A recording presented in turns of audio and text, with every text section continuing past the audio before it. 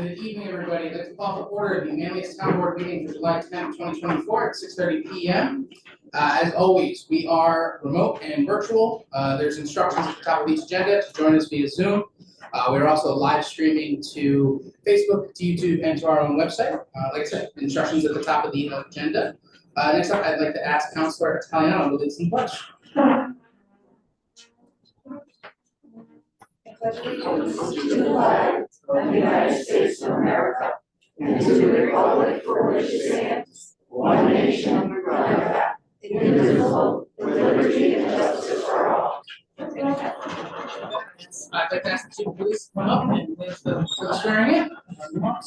Thank you, Mr. Supervisor and town board members, and of course, all the members from the public. Thank you for being here.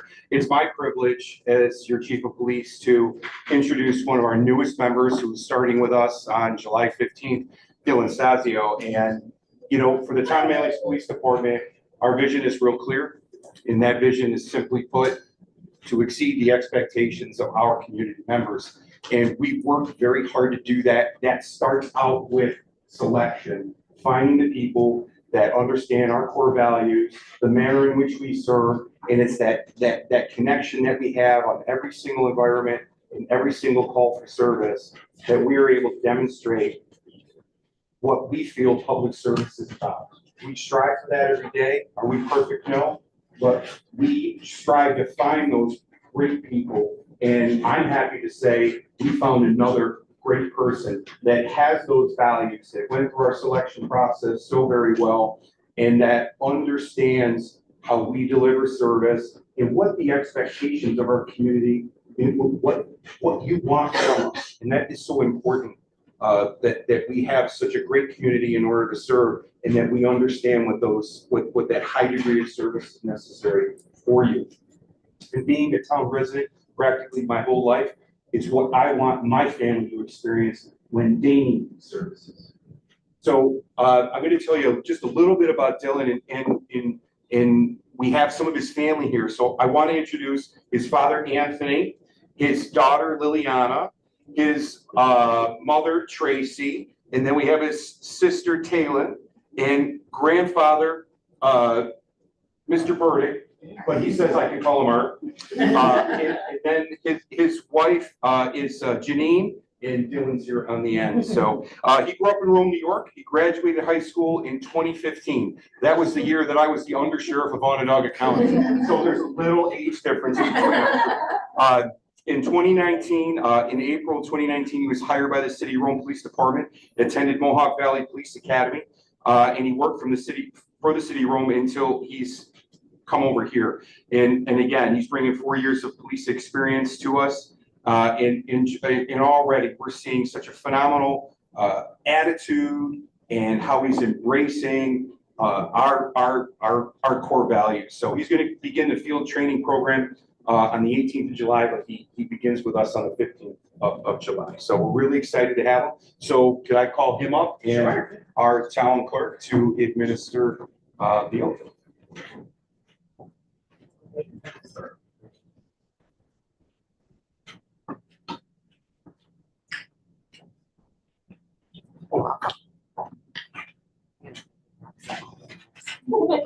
If you raise your right hand for me, repeat after me. I, Dylan Stasio, I, Dylan Stasio, do solemnly swear do solemnly swear that I will support the Constitution of the United States that I will support the Constitution of the United States and the Constitution of the State of New York, and the Constitution of the State of New York, and that I will faithfully discharge the duties of and that I will faithfully discharge the duties of police officer according to the best of my ability. police officer to the best of my ability. Congratulations.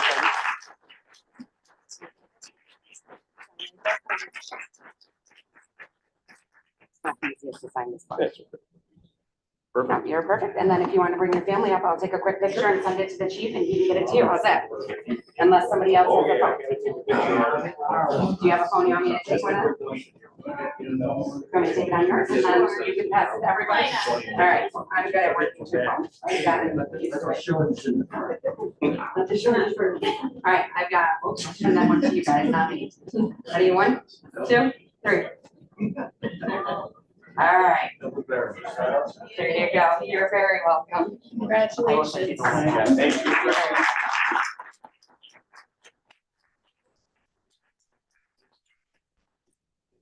Yes. Thank you.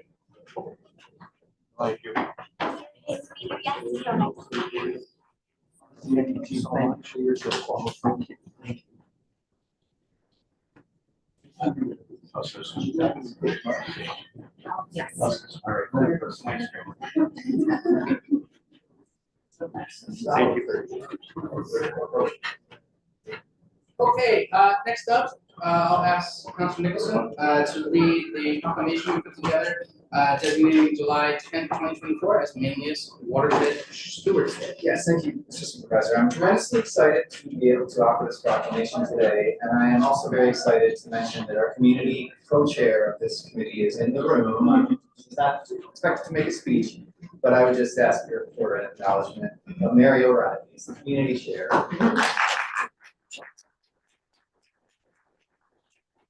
The proclamation recognizing July 10th, 2024 as Manlius Watershed Stewards Day. Whereas the town of Manlius is geographically situated within multiple watersheds comprised of waterways including Limestone Creek, Clarinet Creek, Chittenango Creek, and their many related tributaries, and is part of the much larger Oneida Lake watershed. And whereas the town of Manlius has demonstrated a commitment to smart planning and growth in concert with responsible environmental stewardship through the development of the town of Manlius Comprehensive Plan.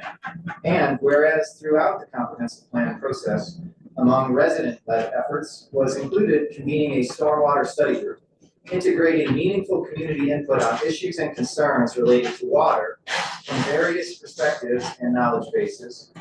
And whereas one of the key findings and recommendations of the town of Manlius Stormwater Study Group was to develop a community science program that would engage the residents of the town of Manlius, oriented toward maintaining a healthy watershed with high-quality water, reduced risk of flooding, improved habitat, increased recreational opportunities, and community fun. And whereas the town of Manlius recognizes and values the incredible talent of its community members and welcomes meaningful public participation and implementation of resident-led initiatives. And whereas the Manlius Watershed Stewards have presented multiple interactive community events that foster watershed resilience through education, outreach, and community science. And whereas Manlius Watershed Stewards shall remain an asset to the town of Manlius as an intellectual and technical resource, consulting on proposed land use within areas identified as sensitive to potential watershed impacts. Now therefore, in recognition of the first anniversary of the founding of the Manlius Watershed Stewards, July 10th, 2024 shall now be known within the town of Manlius as Manlius Watershed Stewards Day, because as we like to say, everyone who uses water should know where it comes from and where it goes. So congratulations to Mary and the rest of the committee.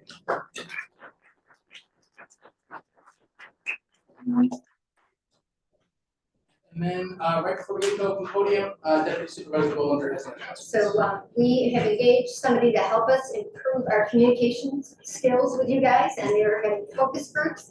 This will be on our website beginning tomorrow. You can sign up, and the focus groups will be held in the second half of July about how you find out about things, what you like about how we communicate, what you never hear about that you wish you did, all of those kinds of things. So please sign up for a focus group. So I've got 3 people here who signed up for open podium. All of them are referencing the public hearings that we have, so I'm just gonna skip over those names for now. Anybody that signed up to speak will get an opportunity to speak during the public hearings. So I just ask that anybody who's here via Zoom, if you have an open podium comment, please use the raise hand function. And then if anyone in the room has something that isn't relevant to one of the public hearings they'd like to share, please raise your hand.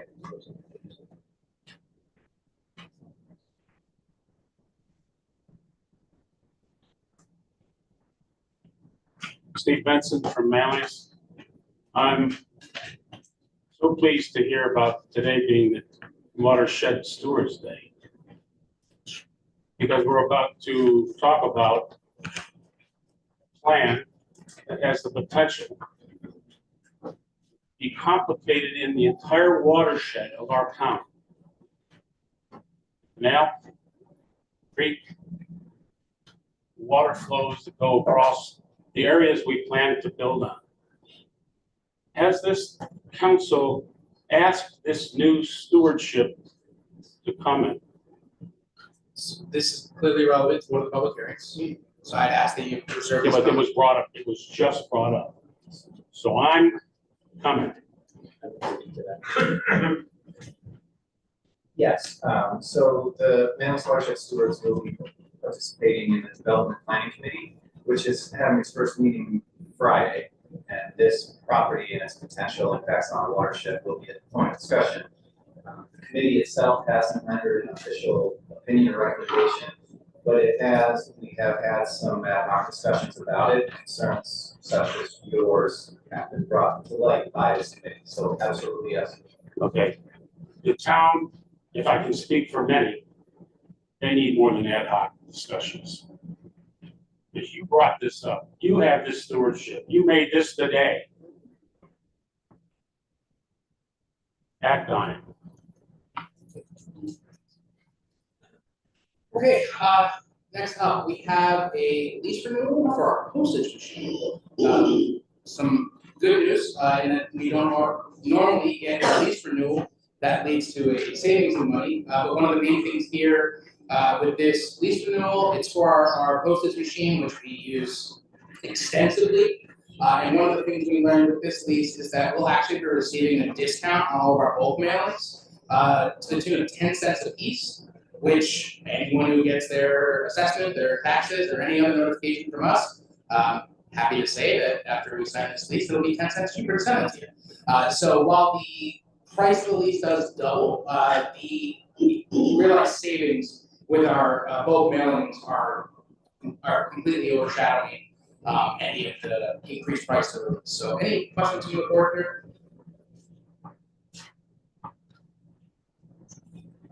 Did a great job negotiating this. Yes, thank you very much. And explaining. Yeah, I will say, when Kate brought it up to me, she was telling me all the stuff, and I was like, put the 10 cents per piece right on the top. I'll make a motion to approve the lease agreement with Pitney Bowes for a 60-month term with quarterly payments of about $98. All those in favor? Aye. Opposed?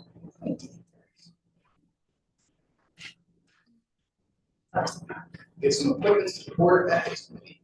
So, I have a couple for open hearing comment. oh, After that, I went right on to the next thing. Oh, I'm sorry about that. Oh. Yeah, come on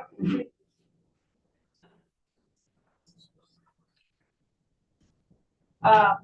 So again, my name's Mary Chesky, I live in Fayetteville. Just a question about last week when you approved that $1,500 for the aquatic programming LLC. Was that ARPA funds? That was our fund, yes. How much money do we have left in ARPA funds? It seems like, are we throwing that ARPA funds around? So I guess my question is, what's still a lot of money left in there? Is that, We do have a pretty large balance. Basically, we are on, in order to be able to use the money, it has to be appropriated this year. And with a number of big projects, we've been kind of waiting to see where different things line up. I know as of the last time we spoke in the finance committee, the majority of the remaining money is intended to go towards improvements made to the highway garage. And I know we have some that are set aside for the sidewalk program, we have some that are set aside for some equipment improvements in this room. I'm trying to the building assessments. Very major things left.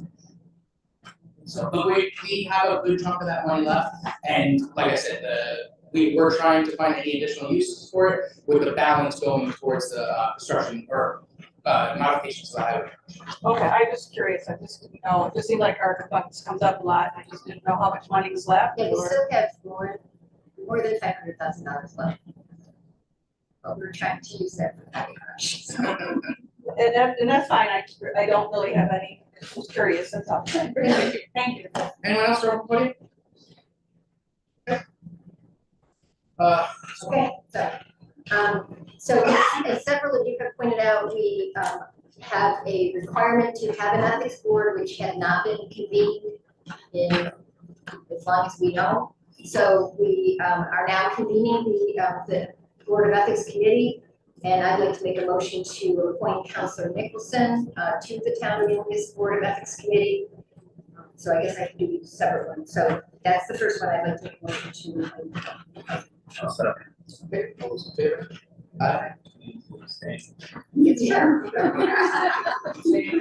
Motion passes. I'd like to make a motion to appoint Larry Raffle to the Town of Manlius Ethics Committee. Second. All those in favor? Aye. Opposed? Okay, motion carries. I'd like to make a motion to appoint Christine Zettler to the Town of Manlius Board of Ethics. All those in favor? Aye. Opposed? Okay, motion carries. All right, thank you. Larry lives in Manlius. Christine lives in Fayetteville. And Larry is an ethics professor, and Christine is a mental health professor. Sorry. So Larry is an ethics professor, and Christine, or retired ethics professor, and Christine is a mental health counselor. So, I'm assuming you guys will convene, have some conversations, and then kind of lay out. Yeah. Where we're going. Initial projects, just establishing the, like, for example, an annual disclosure statement, things like that, just essentially playing catch up with years of not having. We did meet and kind of outline the sketch, and then they'll have official meeting in July.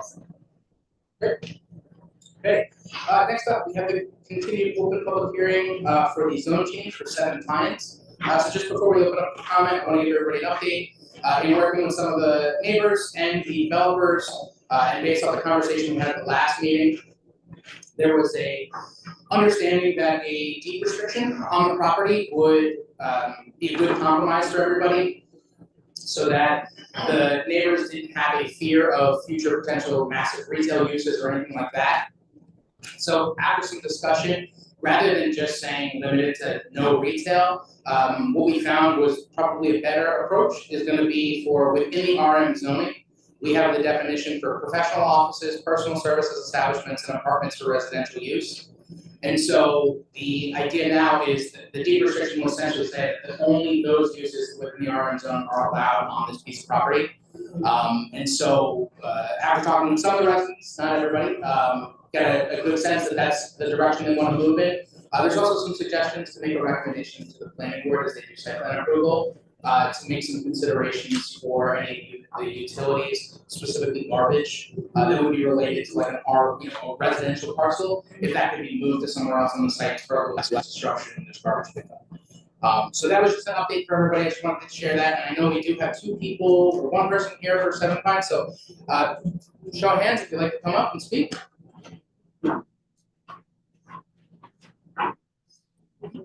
Hey folks, my name is James Dickerstein. I live at 8072 Casanova Road, just 2 houses down from that side. I do appreciate what you've done to kind of. Oh, I'm sorry. So I'm from 8072 Casanova Road, which is 2 sites down from 7 Pines. I appreciate what has been done to kind of put those restrictions on the zoning.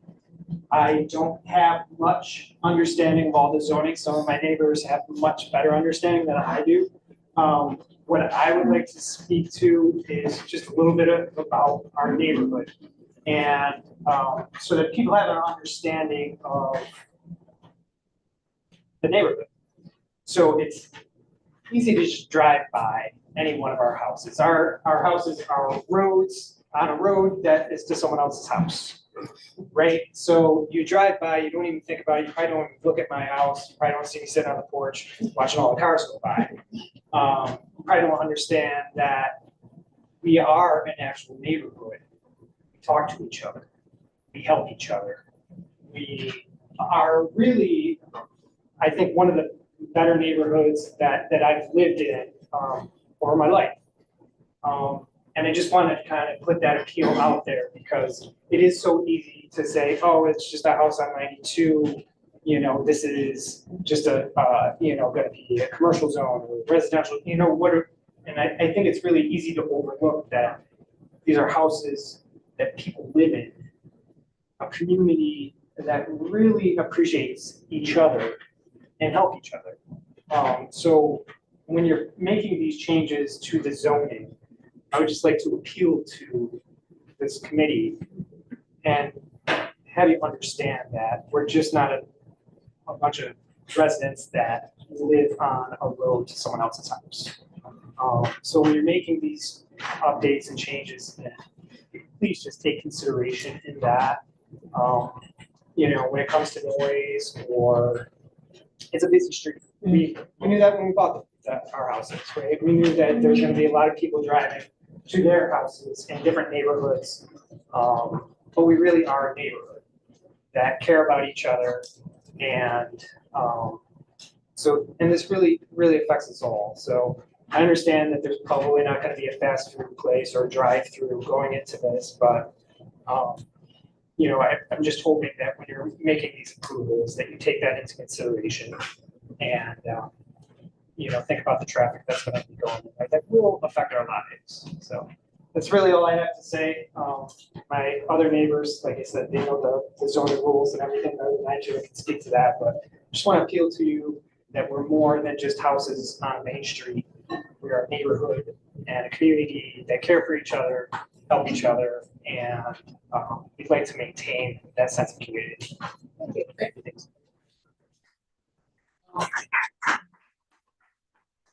Anyone online would like to make a comment, please use the raise hand function. And for anyone else here that'd like to make a comment?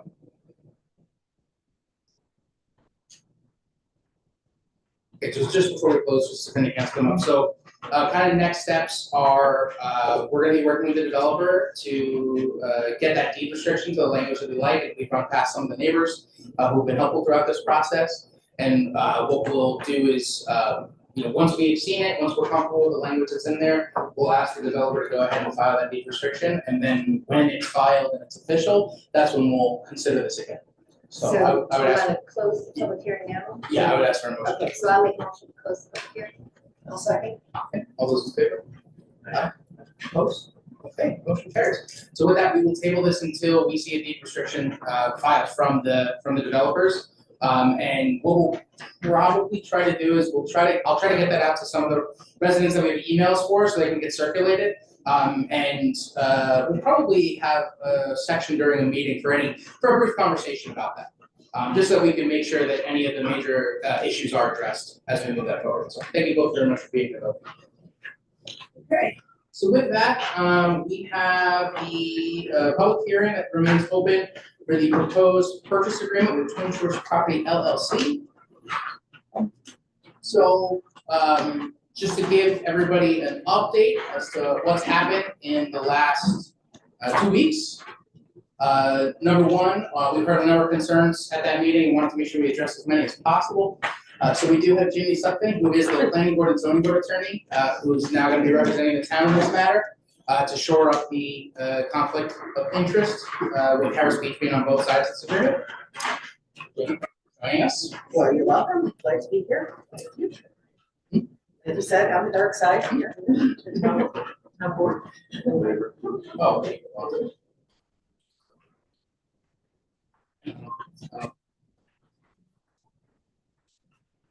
I think, so, Councilor Nessie asked if we were gonna repeal the previous waiver for the conflict of interest. I just wanted, I think just because we worked with Joe for a little while there on this contract. I do think it would just make more sense to keep it there. But obviously, open the conversation, if need be, we can always pull that back at the next meeting. I guess I would want to say to that point, I reviewed the contract from scratch. I have renegotiated some of the terms with the supervisor involved in that discussion. So it's been looked at anew. Okay, and we do have, aside from a couple small grammatical changes, the one that was most recently changed was section 15. It was a request for post-closing that we were to send a letter of agreement within 30 days. And so the reason that that's in there is the seller has two parcels that are very close or adjacent to us there. And so they have some concerns about the timeline for developing that. And so we've just changed the language to be that it's 6 months, that it's non-binding. We have 6 months to provide them whatever plan we have at the time, and that it's not binding in any way, just as a means of good faith to show them if we do move forward with this purchase, what our time is. So, as well, I don't know, do you want to talk about some of the building assessment stuff? Yeah, so Councilor Bollinger and I have been meeting with architectural firms, giving them a tour of the building and requesting bids that are due on the 17th of this month with work to be completed by September.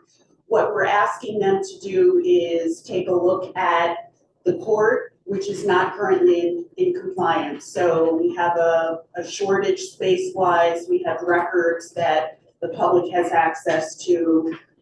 So there's space and safety issues there. The building is not ADA compliant without an elevator, so that's something else that would need to be addressed. And many of you echoed support for the police department in the prior portion of the hearing, and we heard and appreciate that.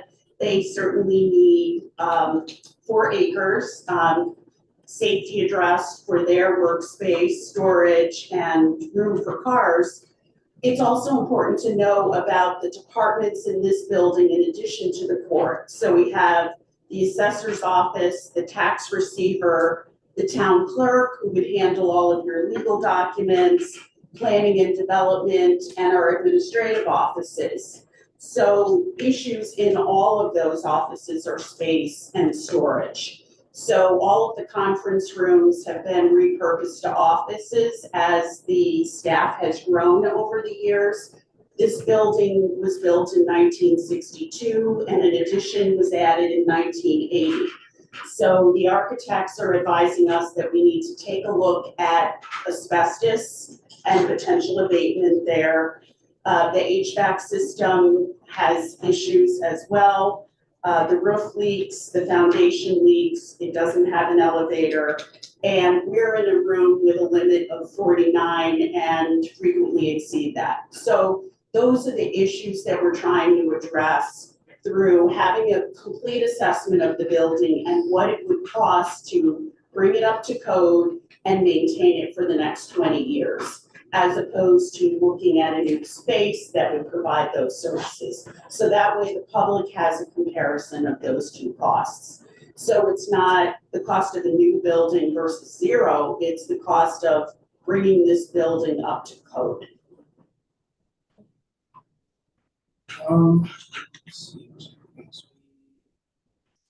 I will say we continue to receive outreach from another number of landowners who have possibly suitable parcels.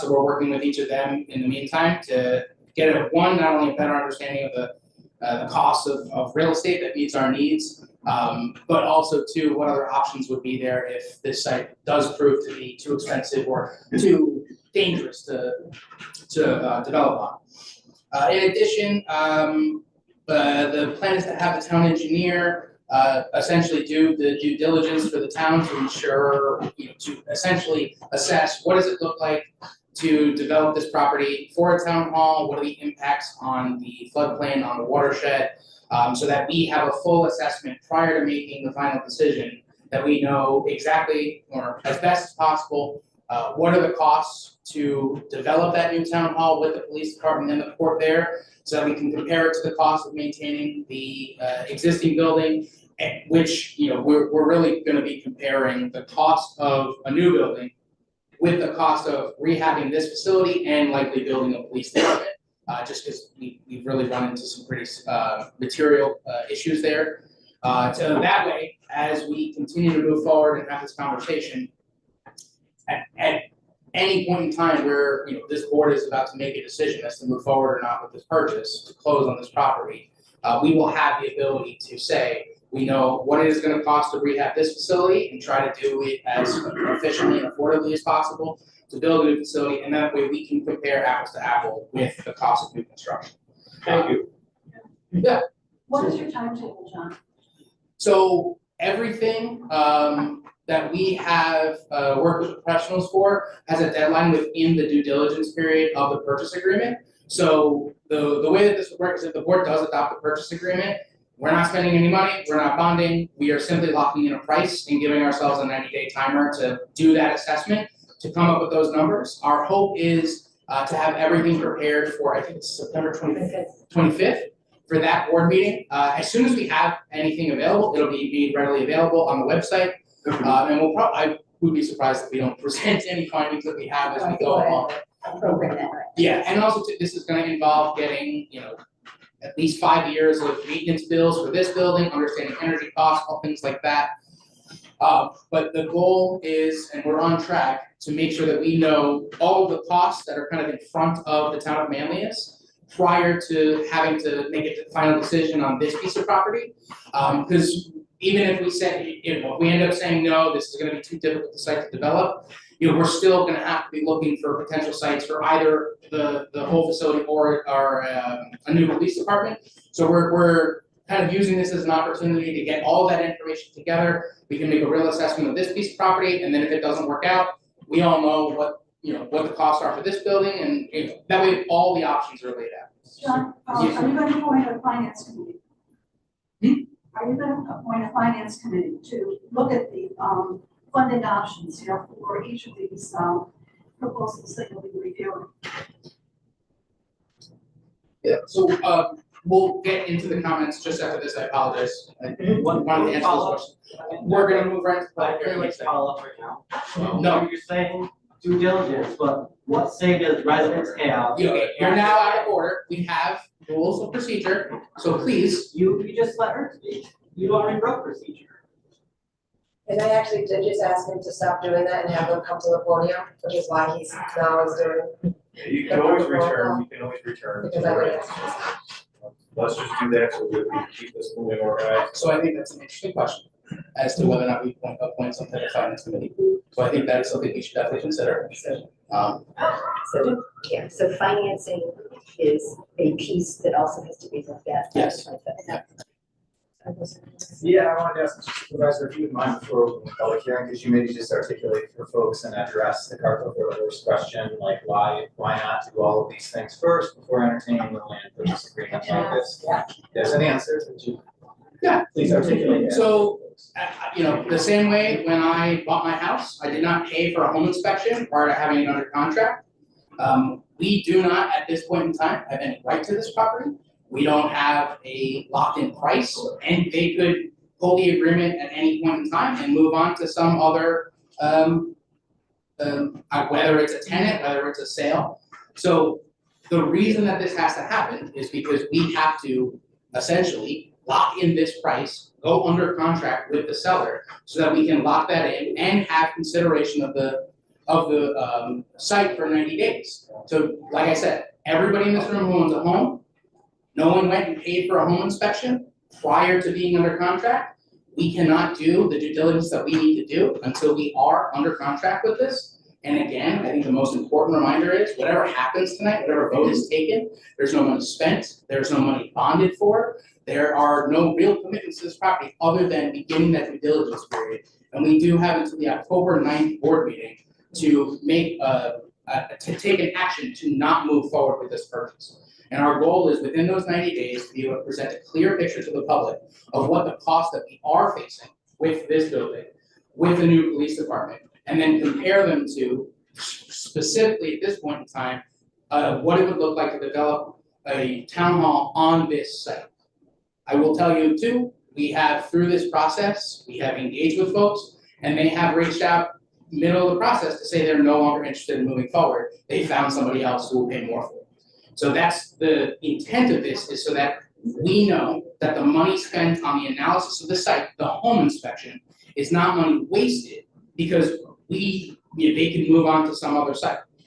So teasing it out a little bit more, if this proves not to be the site and another site deemed more suitable comes along, or this one disappears for other reasons, essentially the same process will need to be followed to assess that piece of property. Yes, yes. In this instance, the seller was very generous to offer a number of documents prior to us signing, with the intent of us signing.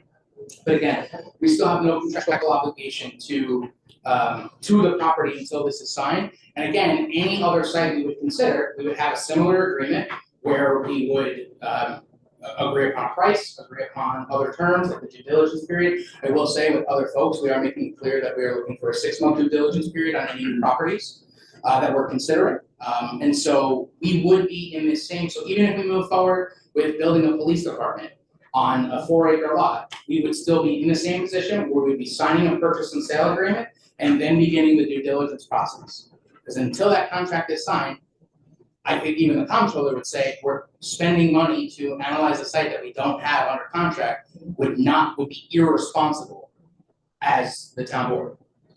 So evaluating the options for a new police facility or other municipal facility without taking this step is not a serious consideration of the facility. And I for the comptroller, I don't know if we would really have the authority to spend any of that money to actually do that analysis if we don't have it under contract. Okay, thanks for teasing that out before the comment period. Mr. Supervisor, just to follow up on Mayor Kapinski's question. So the bids are due from the architectural firms on the 17th of this month. And that work and their results need to be to us by September 17th. Okay. So as we go to open the public hearing, just a couple housekeeping reminders. We are to speak to each other with respect. The public comments are to be addressed to the board. We would really, as we saw last time, like to not see commenters commenting on each other's comments and making personal attacks. Let's be respectful. Let's also remember that we have laid out a number of the answers to the questions that were here. So ideally, we are looking for anything new, but also feel free, for the sake of expediency, to come up and say, I do not think this site is appropriate because of the price, the wetlands, the whatever it is. We are continuing to take this feedback and try to find ways to answer as many of these questions as possible. Because again, nothing is getting decided tonight other than whether or not we're signing this agreement to begin that 90-day due diligence period. The decision to actually move forward with this purchase will happen in October. So with that, anyone in the first row who has a comment?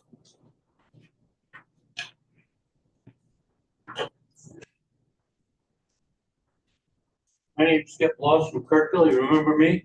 I do. Yes, sir. So as I understand it, you're not spending any money now, there's no real obligation to purchase the property that you're talking about signing with tonight. So the only way we would move forward with that purchase is if the findings satisfy this board that it's the financially responsible thing to do moving forward.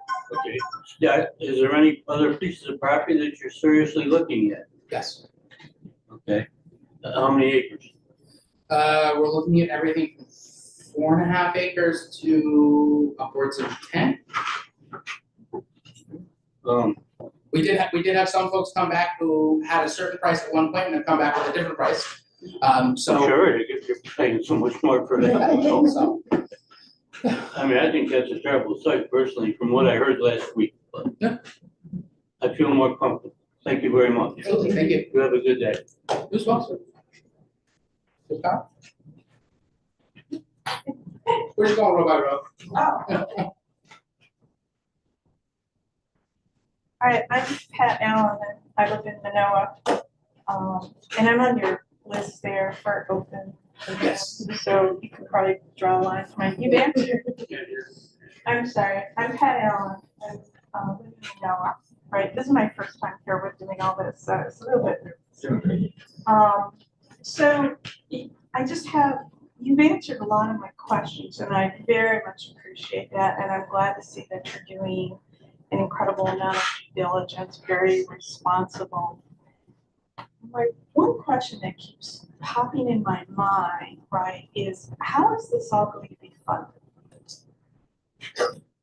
So this would be funded through a municipal bond. We would bond for the money and we would pay debt service on it every year as part of the budget. Okay, and what, based on that, right, when you do all of your due diligence and your financial analysis and everything, I hope that you're planning to clearly call out what the tax impact is going to be on everyone.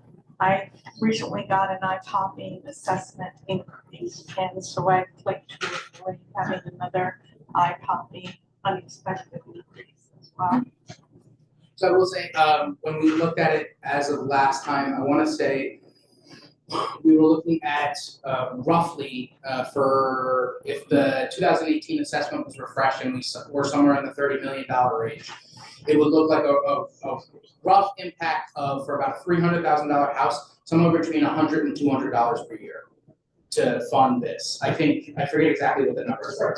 But $260,000 home was $100. yeah, and so what we'll be doing too, as we get into our budget cycle, which will be happening kind of alongside this, that'll be something that we make sure we highlight in any of our materials to say, you know, so for example, on the website, I don't know if everybody knows this, there's a budget presentation, and as part of that, there's like a receipt at the end that says if your home is assessed at this, you're paying this many $100, this many $100, and this many $100 for these services. And so we'll produce a very similar graphic to clearly outline. And what we'll do alongside it is the cost of the new building with the cost of maintenance of the existing building, so that people can compare. And as part of your investigation, are you also looking at existing buildings? Yes. Okay, and so that will be part of your compare and contrast. Yeah, so there's an existing building that we are currently considering, I can't speak to what it is. And if there's any others that appear an option, we would definitely look into those. That's all, thank you. Thank you. Thank you. Okay, second row.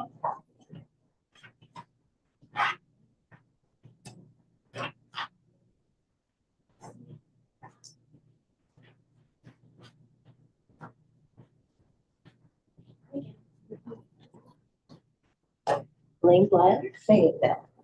Okay, after our last meeting, I went on Crexy, which is a site I use quite often when I'm looking for my development work, and I found you a parcel. Oh, great. This is in the village of Manlius. It's 2.4 acres, but the parcel adjacent to it is going to be put with it. I have an agent working on it. He can combine the two parcels. It'll come up to just about 4 acres. What was the website you said? It's Crexy. Crexy? Like No, CREXI, Crexy. The property is already developed. It has buildings and fencing on it that you can use for staging your construction of your new building. What's the address? 133 West Seneca Street. It's in the village of Manlius. It's around the corner from the existing police department. It's on a main road. It's not going to affect any neighbors because it's commercial around it. And I think it answers your dilemma of where to put the new police department. I think if you have your architects design the building properly, you could probably get everything there. Thank you. And also, you're not going to get your answers for the cost in 90 days. You won't know what the Army Corps and the DEC are going to expect for So you the due for diligence documents mitigation. we received address many of those concerns, and so we're already talking with our engineer. They won't know because they won't know. The Army Corps and the DEC will have to present to them what they're going to want for mitigation. And what they're going to want them to build berms, to build maybe micro pools, retention ponds, detention ponds, which you don't adversely affect your neighbors. Yet you also, so you don't know how much land you're going to need to mitigate for and what the Army Corps and the DEC are going to ask you for. And they are not going to be able to give you that answer in 90 days. So the Army Corps and DEC, their responses to this site specifically are in the due diligence documents that the seller gave over to us. Again, I've had the engineer review that, and there's no concerns about getting those answers within that time frame. So they know exactly what you're going to build and how much land you're going to disturb, not touch.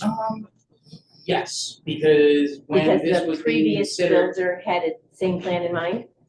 to make all of the buildable space, all the potentially buildable space buildable, yes. Okay, Again, we've had our engineer review that, and we're gonna. and they're this is gonna- on the website so that all of us can see it too. The due diligence documents are not posted. I will have to check.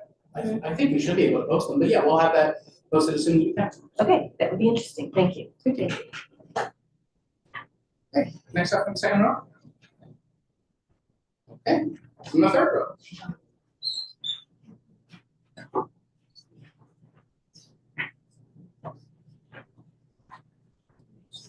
Hello again, everyone. My name is Matthew Benson. I'm Manlius, town resident. So the first thing I want to do is I submitted to the board earlier before the meeting a digital copy of the updated petition that I've been circulating online for residents that say no to this particular property. So that's an updated list of 175 residents that say this is not the appropriate property. So I'll start there. Next, I have a few remarks. I Can want I to ask you a question about Yes. this petition? Are you verifying residency on those? This is not an official petition that will be used for purposes of referendum. This is simply a collection of individuals that say, no, this is not an appropriate use of $2.8 million. Because I'm trying to review everything you gave me, and I did notice there was people who don't live in our town. Yep, you'll notice that that one has addresses and everything. I think there was one person that has Casanova as their address. They state another person's in Liverpool. So there's a couple. That's why the list is like 179 and I say 175. So, further questions on that? So I do want to state that the biggest concern I have is with the land itself. I looked through the assessment, which is available to all the board members here. And it is 1.4 acres developable it when you buy it. And then if you do the additional work to, stabilize, grade and everything, it's an additional 1.4 acres. So you're looking at 2.8 acres of developable land is what the assessment has stated. Nowhere near the 4 acres that this board is saying they need.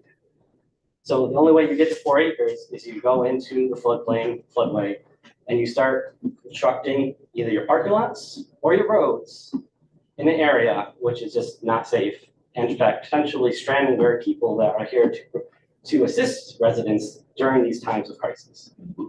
So my formal remarks is that, residents deserve better from our elected officials. For the last 40 years, our town board has neglected our municipal buildings. Yes, there are renovations needed to bring facilities up to compliance and to meet current and future needs of the community. However, there's been no actual information shared that proves a new building will be more cost-effective and better for the community than performing renovations. Instead of details on what specifically is needed and the cost we research, all we receive are buzzwords like efficiencies and infeasible. If the board was serious about the future of our community, they would not be starting at the last step of the process, finding a site. You would perform a detailed analysis of what improvements are needed or desired, a cost analysis of what it would take to renovate existing facilities to make the improvements, and options on building a single combined facility or moving the police department. This information would have been communicated to residents, sessions held to discuss and revise, and ending with a vote by residents on how they want to move forward. None of that has been done. And after tonight, we residents will be on the hook for not only $3 million, because there will be fees on that bond certificate, for the 1.4 acres of developable land, but everything that comes after as the town spends more and more of our tax dollars justifying the land purchase by rushing forward on a new building. Every action taken with no input from residents. I want the board to think very carefully about what you're doing here tonight. All of you have stated at one point or another that you support transparency and open communication with residents. This vote on this purchase agreement is the litmus test of if you hold yourself accountable to your stated ideals and the residents of Manlius. If you vote no, it's a clear statement that you are listening to residents' concerns, that you want to hear our feedback and input on the future of our town. If you vote yes, you're saying this public hearing is a formality, a sham, that you don't want to listen to residents. You don't want us to have a say in the future of the town. We elected you to office and you can do whatever you want. There is no abstaining. For residents, there is a silver lining. We have a rights and our voices deserve to be heard. If the town board votes yes, I and fellow residents will be passing a permissive referendum to force this land purchase to the ballot. I hope that our town officials vote no, that more information is needed before agreeing to any land purchase. However, if not, residents can see me afterwards and we'll make sure our voices are heard. Thank you. I'd just like to say that after tonight, we are not agreeing to spend $20 million this October. So that decision will be made. I just wanted to point out that tonight the decision would not be made to spend $2.8 million. That decision is not going to be made until October, as the supervisor has stated. The residents only have today to say whether or not, if someone makes that thing, you have 30 days to do a referendum. There is no other official action. Okay, thank you. Anyone else from the third row? I just want to say something. So before he speaks to what Matt said, it appears that the analysis of this building is being done after the fact.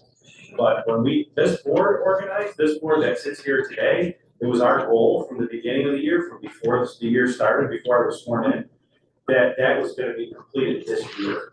It just happened that this property was offered to the town and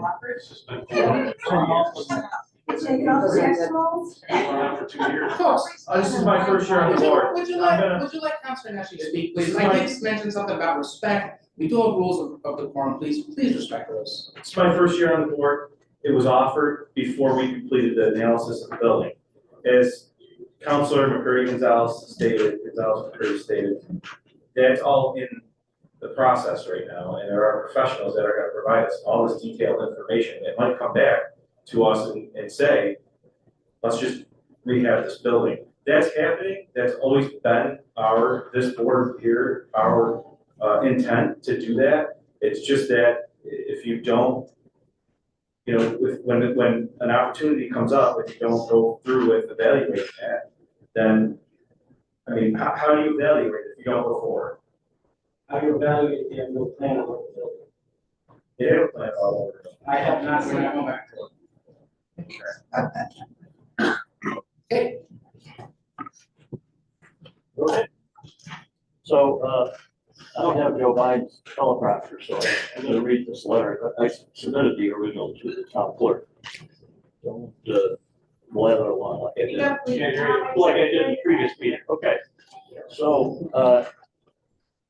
my letter references, this public hearing. So it says, as you may recall, I'm a longtime town resident and retired real estate lawyer. I'm submitting this letter as a supplement to a modification to my in-person remarks made at the public hearing in the above referenced matter, which commenced 2 weeks ago on June 26th. So the following is a brief history of this whole situation. On or about October 24th, 2022, Vienna Realty Corp. conveyed approximately 126 acres of land and dilapidated buildings on the east side of Burdick Street North to an Illinois business entity named Twin Shores Property LLC for the sum of $4,400,000. The deed of conveyance contained a reservation of the same option on residential land set forth on page 6 of the proposed agreement now. So Twin Shores was represented on that purchase by Syracuse Attorney Thomas Serio. Thereafter, Twin Shores submitted to the town planning board a subdivision application for the development of the premises, naming it Twin Lakes Multi-Use Development, and intending to create 6 separate lots as eventually depicted on the subdivision map prepared by Douglas J. Reese, land surveyor, dated April 15, 2023. After a public hearing was held on this application at its meeting on November 28, 2022, the planning board conditionally approved this application. The subdivision map was filed in the county clerk's office on April 24, 2023 as map number 13494, showing the location of the 6 lots, as well as utility and access easements, floodway boundaries, wetland boundaries, and other important occupational information. In this entire process, Twin Shores was again represented by Attorney Thomas Serio. Thereafter, Twin Shores recorded in the county clerk's office a declaration of access and utility easements on or about November 20th, 2023, which legally documented the easements as depicted on the subdivision map and is required by the planning board process in preparatory to selling any of the lots. This was again accomplished by Attorney Thomas Serio. And thereafter, Twin Shores, on or about February 1 of this year, conveyed 54.857 portion of the premises known as Lot 5 on that subdivision map to Twin Ponds HP LLC for the sum of $4 million. This Lot 5 is the subject of the recently approved Twin Ponds planned unit development. And again, in that transaction, the seller, Twin Shores, was represented by Attorney Thomas Serio, and the buyer had independent legal representation. So although this is a conjecture on my part, the town board appears to have concluded that a long desired combined new town hall and police department facility could conceivably be constructed in lots 3 and 4 of the Twin Shores subdivision. Sensing such a proposal might likely encounter significant public opposition, the town board, again, this is conjecture, held a public hearing at a meeting on May 8th, 2024, relative to the proposed creation of a corporate entity to be named Manlius Redevelopment Corporation. Such an entity could acquire land and construct the desired facility without the impediments which the town itself would face if it was a developer.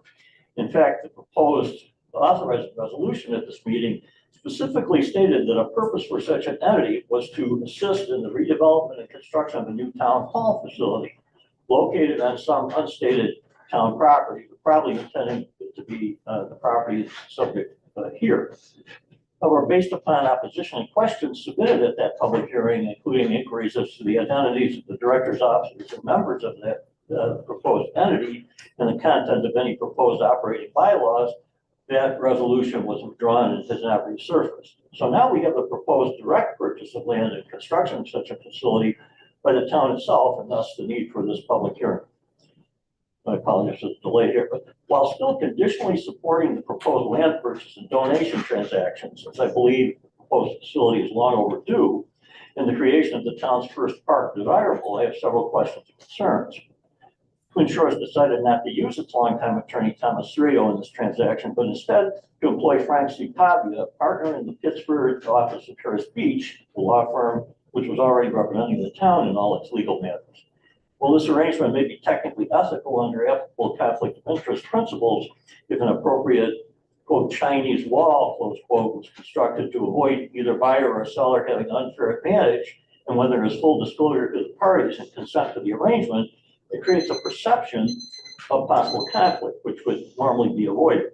In almost 40 years of practice of real estate law, I've never seen this dual representation of buyer and seller in a commercial transaction, which is usually much more complicated than a residential transaction.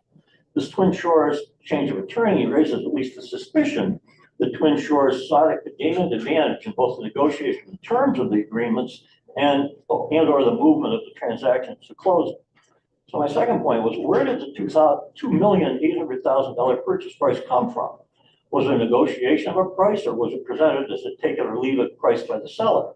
How was it determined that this price was fair, even under present inflated real estate market conditions, especially considering the much lower appraisal of market value of the property obtained not that long ago?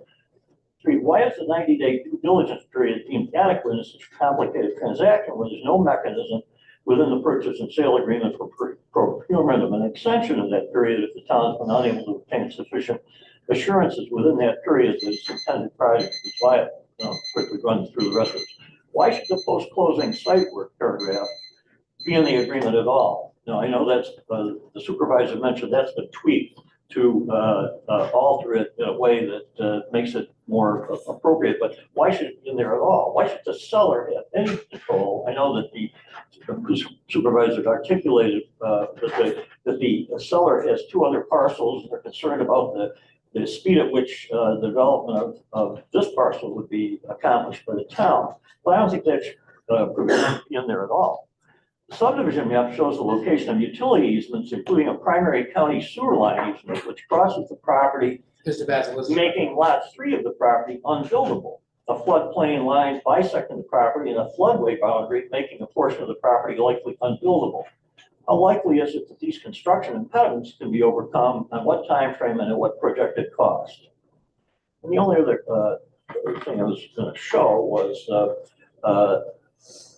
this is a map produced December 20th, 2022 rather, Manlius Town Hall concept, dated December 20th, 2022, prepared by Engineering and Land Surveying PC. Was that an actual viable possibility? And doesn't this reveal that the Manlius Town Board has been considering this specific property for purchase for over 1.5 years without any disclosure that was occurring to the public? And finally, I just have to say that the likelihood of public support for the project, and more particularly for the specific transaction, would be greater if there'd been greater transparency. Estimates for the possible renovation and or expansion of the existing town hall should have been procured long ago to rationally consider such an option. If possible alternate sites for a combined town hall police facility were entertained, those possibilities and the pros and cons should have been revealed.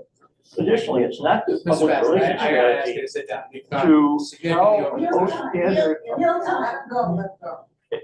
Additionally, it's not a good public relations strategy in furtherance of your objective to tell a post-candidate reporter that you'll vote tonight in favor of authorizing the supervisor to execute the agreement and related land donation agreement immediately after this public hearing, regardless of comments made by the public at such hearing.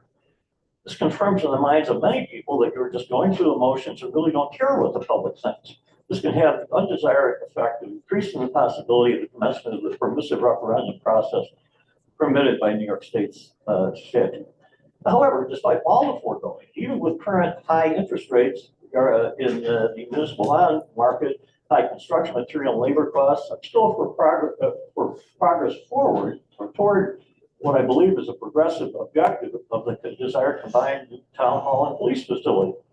If you can make this deal salvageable on reasonable and rational terms and successfully addressing some of these questions and concerns, and ironically, I still support it. So thanks for exceeding my 5 minutes. So, I mean, I can't speak to why the seller would have moved to Harris Beach, but we've addressed that major concern. The price was a negotiation. The town has been talking with this seller since they've taken control of the theater property. Originally, there was a proposal to do the town hall as a public-private partnership on the northern end where Twin Ponds is now located. At the time, the board was not comfortable with that arrangement.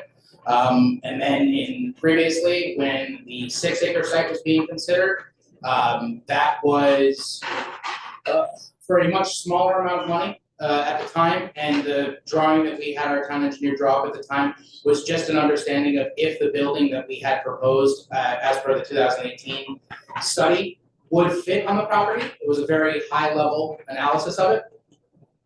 And that was also understanding that the site would have been developed for all of the tenants prior to us taking ownership of it. As far as Is that a likely location for if this site was approved? So that was done for a subsection of the current site that we're considering. And was, as you said, in 2022, the price for that was significantly smaller at that point.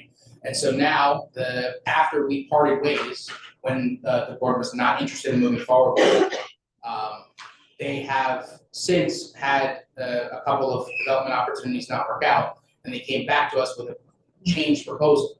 As far as the LDC, that was part of the consideration of that was that LDC does have the ability to develop a site for a town hall with some efficiencies there. But based on public feedback, we weren't comfortable with that. So while we're still exploring the LDC, it's not seen as a vehicle for this. And that's exactly why we have a purchase agreement in front of us, is so that, now that we, or at least in conversations I've had with board members, want to consider this site and want to be able to ascertain whether or not this site is going to be appropriate, we had to draft a purchase and sale agreement so that we can lock in the price. We can make sure that the seller is not continuing to look for alternate tenants or buyers, so that we can take the time to do our due diligence. So, but thank you for the comment. Well, ironically, despite all I said, I hope you're able to make this happen.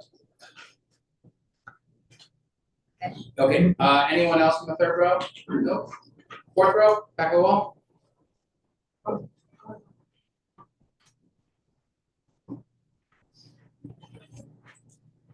My name is Lawrence Ignatiuk. I live in the village of Fayetteville. Right now, there's 2 parcels up near the medical center that are listed for sale. One's over 3 acres, the other one's over 1 acre. That for purchases. Yes, both sites are currently in front of the planning board for site plan. How much are they asking? They've already been bought. You They've have been bought and they're being developed, yes. They're not interested in selling those properties. No. I don't know. I would think that's one of the first I things knew it they're one gonna time. ask. Yeah, If they're so most of listing it those for were sale, bought how much some do time they ago, want? Yeah, and they've been, Any real estate person can find that out. I'm not a real estate person. yeah, so if those sites were available, they would definitely be in consideration, but they're not available. They're directly in front of the planning board right now. They're listing them for sale. What's that? They're listing them for sale. I go up there to my doctor's appointments and we got I will reach back out and see if It they're says interested, available. because if those are available for sites, then months. when I had reached out previously, it wasn't an option, and they're, like I said, they're already spending money to get in front of the planning board. I will give them another call and see if they're still available. Thank you.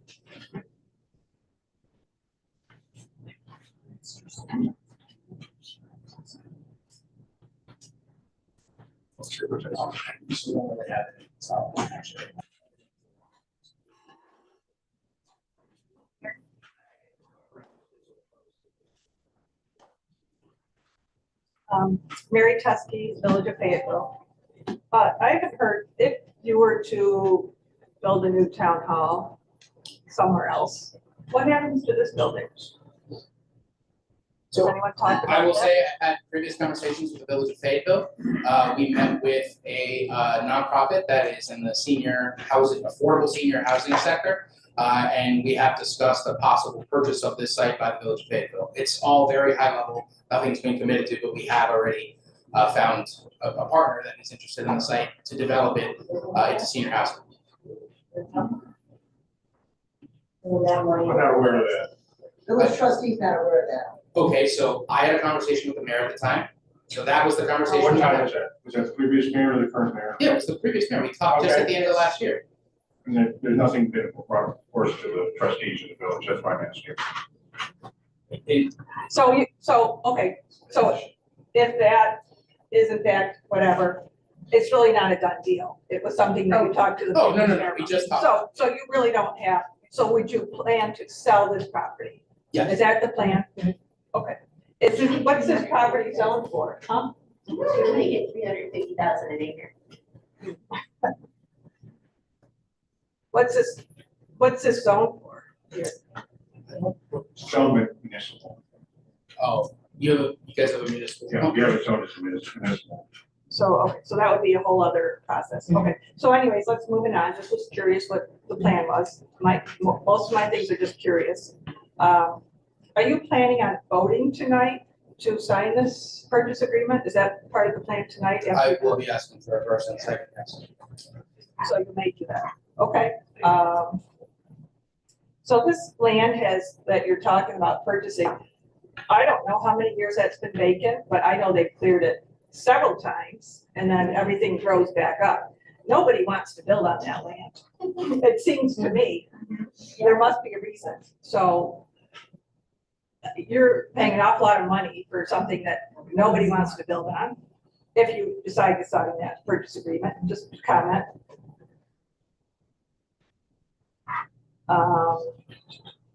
And then once you move forward, does the planning board go through their whole process, which they are more apt to going through things and do their due diligence? Or is this something that the town board is gonna take over and do what the planning board usually does when there's a new? Want me to answer this? So, I know that they can do that because they've done it with the solar, yes, so they can. they can. But the town is actually exempt from zoning per se. Right. However, it's been the practice that all of these matters come before the planning board because that's what the planning board does. Right, that's their rules and so forth. That's very down the line. I understand that, Because but I understand that in this due diligence period and probably beyond, there's going to be significant study as to what really can be built. But so the answer is you don't know yet, but it's something that the town board could do. They could take it away from the town planning board that is more their expertise. They could, but that's not generally done. So for example, we have our planning and development committee meeting this Friday with members of the planning board and the zoning board, and this project is part of that So discussion. you're And going. we continue part of that discussion. Right. And just my one I missed, the planning board, I don't know your name. Jamie Sutton. Jamie. So is Jamie gonna be now the attorney for this project? Or is the guy that was here last week and his company still gonna be? No, The Jamie, attorney. we updated the agreement, Jamie is representing us on this. So one. now you don't have two attorneys from the same? Correct. Yeah. Okay, I just wasn't clear on that. Thank you. Thank you. Vince, did you want?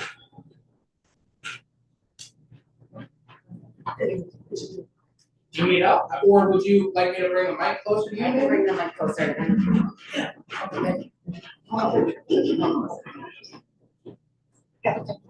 If you project it, we'll all be fine.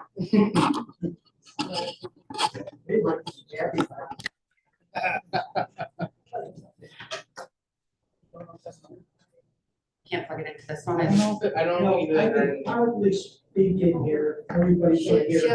She'll put this closer to you anyway. Somebody that's.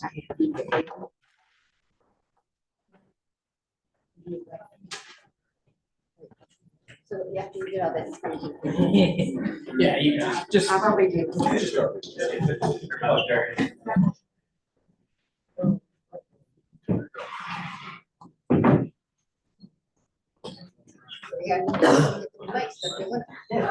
It did the little chirp, so. That's good. Watch out, you too. We have to. We got it first? Yes. I don't think so, you notice, he's sleeping. No, he's not. Paying attention to every little thing. My name is Vince Giordano. I was on this board for 10 years. I had to leave because of medical issues. That was only about 4 years ago. Lived there far away from it. You're talking about the property. That came to our board, to us. It was going to be developed. People came in, they had money. I think you were on the board at the time when they came to us and said what they were going to do, with houses in there, apartments, things like that. We went through it. We said, there's some issues you're going to have with that property. That it's not that kind of a piece of property that you can have. It's been sitting there for a long time and it's not going anywhere. We on the board worked with them, best we could with them, got to the point where they finally gave up and said, no, they backed it away. Attorneys that were working on it, they gave up and said, no, there's too much going on, there's things, too many problems, stay away. Now you're fighting the battle that we sat through to try to help people, you're gonna be in the same place. It's not gonna go away, okay? That's something you gotta really look at and find out what's been tried on that place more than this other time that we did. There was another one before us that did it too. It's been ongoing. And you're talking about getting part of it that you can use, part of it that then you're gonna have wet all over that you can't do anything with. And we're gonna end up not getting paid for that land that's sitting there, no taxes on it. And we're losing money part. You gotta keep that in mind, what you're doing. Okay? Enough of that. Department that you're gonna put in there, the town hall, everything else. Those drawings I did 6 years ago. Went through the whole thing, I got the whole layout on it that we did. Backed off of it on our board because at the time, Manlius was doing a new fire station, Vanville was doing a good job on theirs, and Manoa was theirs too, all three buildings. Looked at it, and said, it's not gonna be good for the people that live here because now you're gonna have authority. We stayed away. I have all the drawings, did all that work with an engineer. If you take a look at it, I'm not gonna give it to you. I'll sit down with you in a meeting. This building took care of all of our needs that you needed for everything. The space we had, the spot that I had it for, we were gonna go in there. Pay the people that owned it, it's gonna be a nice deal for us, it's gonna be a lot of money. And we're gonna have more than what you're looking at for what you're doing right now. Everything is all in one place. You want to see how it's laid out. I've got more of them, and I'm more than happy to sit with somebody in a meeting. you and somebody else, when you go through it, so you can see it. This is gonna do a lot better than what you think they're gonna do. Believe me, we went through a lot, and I know he was involved in some of the meetings with him. So at the time, because he wasn't a police. It was my buddy.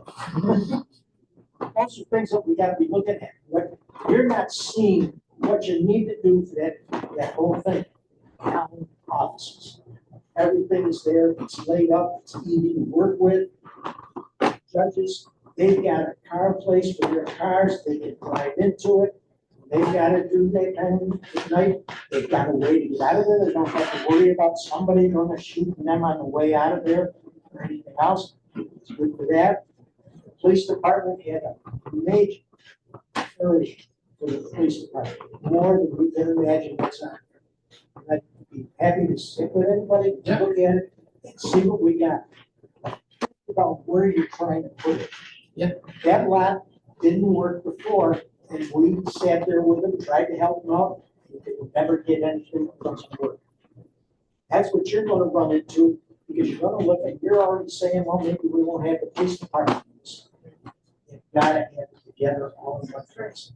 Well, that was the original intent of this board, was to build one facility that had everything, but based on the public feedback of not wanting to build a new town hall, that's where we do have to consider what we're gonna do long term for the police department. We go through this, we're gonna have everything you need. Sarah's seen some of that stuff. So she were. Yeah. When I worked hard with the guys that were doing all the engineering, we spent a lot of time together. We were able to get the property if we wanted it. I didn't have to say, well, we're getting that. When we do it, we're gonna do it. We're doing it.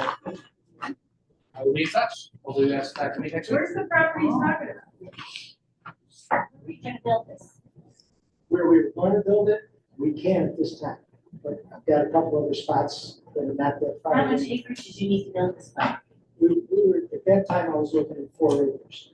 So it could go That on was sites right. that I presented to the board tonight. That was, the one site is for 2.44 acres is only $649,000. And the other site would be less than $1 million, from what I'm understanding. So at quite a substantial savings, we have.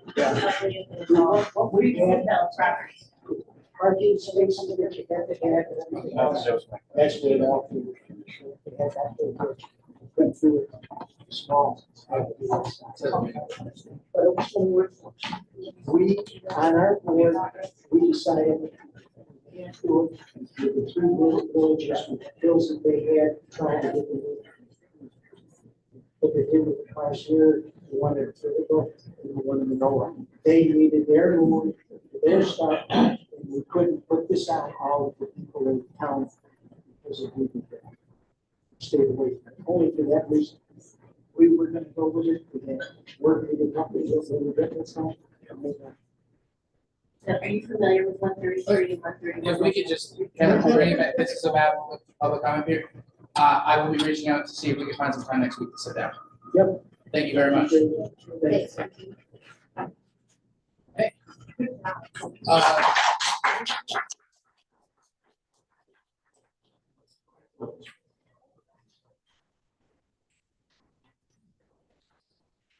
So I would ask in the audience on Zoom, if we have anybody that would like to make a comment at this public hearing. All right, please use the raise hand function.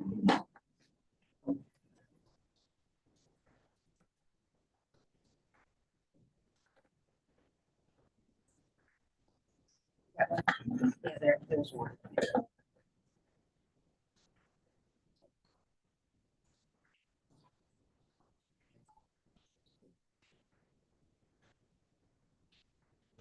Right, thank you.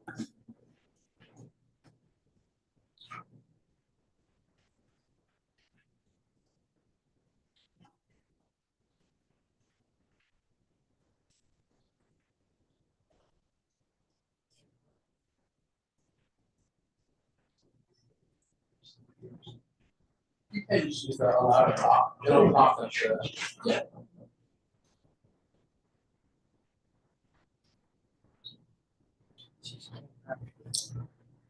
All right, we've got you set up to speak with us. Can you hear us?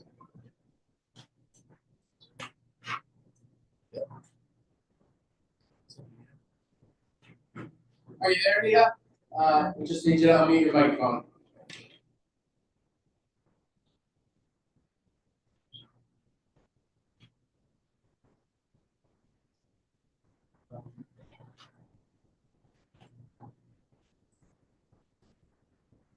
Just to disable.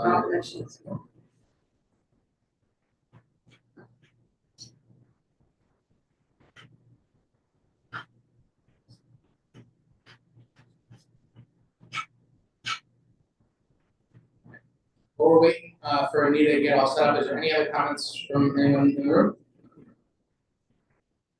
I know Hello, we have. Oh, hi, I think we can hear. hi, this is Anita Cottrell. I'm a life resident of the town of Manlius. Hello, Jamie Sutphin. How are you tonight? This proposed piece that you're looking at purchasing with the wetlands, has consideration been given as to whether these are federal wetlands, state wetlands? It's obviously in a floodplain. Has consideration been given as to the cost of flood insurance, which is astronomical if this piece of property is purchased?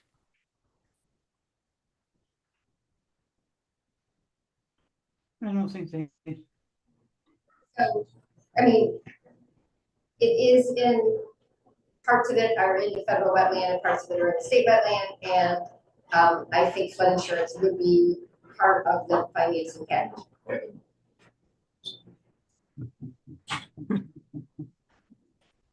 All right, I'm gonna write to Jamie. You all set with your comment? Yes, I am, thank you.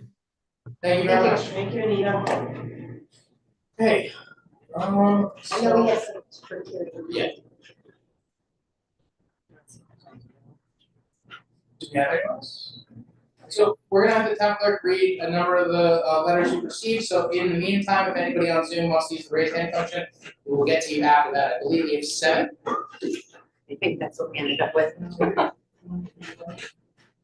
All right, as a former town board member from 2020 to 2024, co-chair of the Comprehensive Planning Committee and chair of the Police Committee, I want to share my enthusiastic support for the town of Manlius's plan to build a new town hall for town operations. I'll get to it once I'm reading exactly what they wrote and she signed it at the bottom. Sorry. That's okay.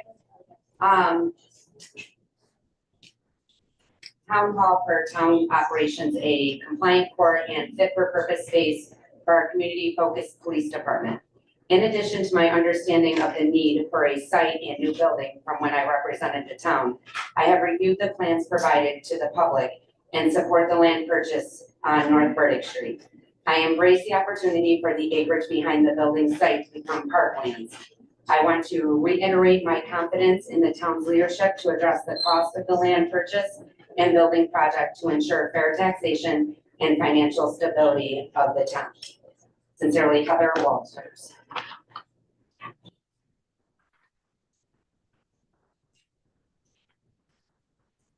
This one is not signed, it's from a Stephen Waiter. As a longtime resident of the town with a strong concern for the environment and local watershed, especially areas connected to Limestone Creek, I wish to oppose the proposed purchase of the land from Twin Shores along Burdick Street. The land in question consists of both a sensitive wetlands and land that sits within the natural floodplain for Limestone Creek. As a proper steward of the watershed within the town's boundaries, the town should be protecting those areas rather than building on them. I find this to be especially true since the documents shared indicated that the portion which is usable for this purpose is inadequate to meet the town's stated needs. I recognize and support the need for a new town hall building. I do not think it is the town's nor the taxpayers' interest to purchase and build on this site.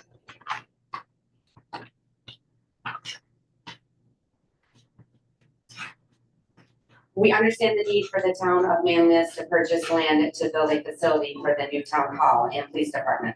We do feel that it is inappropriate to have both the seller, Twin Shores property, and the town represented in the deal by the same law firm.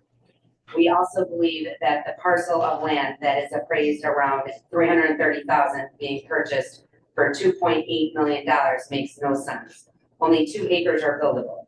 The floodplain land would be a liability considering it floods frequently.